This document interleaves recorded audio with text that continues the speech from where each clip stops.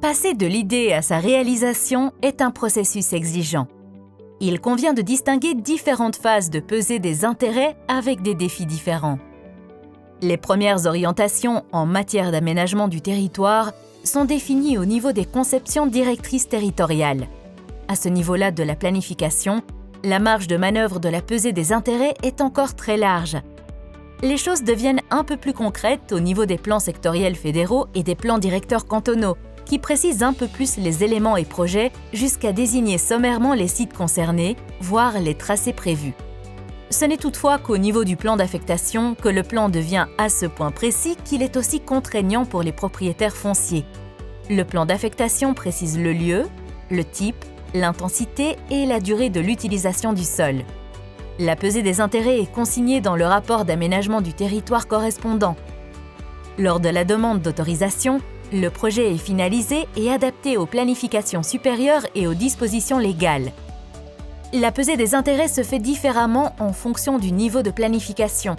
Ainsi, au niveau des conceptions et autres documents stratégiques, beaucoup de choses sont encore incertaines, telles que la dimension ou la conception des projets. Cela a également des répercussions sur la participation de la population et sur l'implication des propriétaires fonciers et des investisseurs.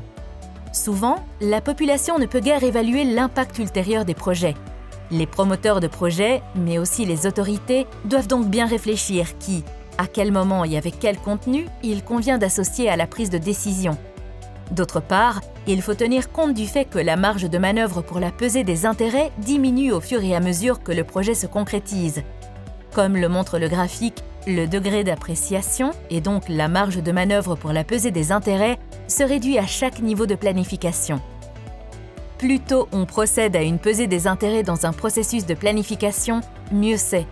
Si l'on procède à une pesée des intérêts le plus en amont des processus de planification, les décisions prises seront plus prévisibles pour toutes les personnes concernées et contribueront à la sécurité du droit et de la planification. La condition préalable est toutefois que la pesée des intérêts soit effectuée et documentée avec soin et de manière complète.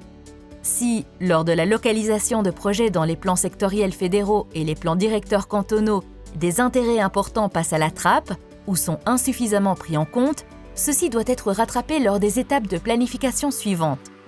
La sécurité du droit et de la planification en pâtit. Des coûts supplémentaires et des retards de procédure considérables peuvent en être la conséquence.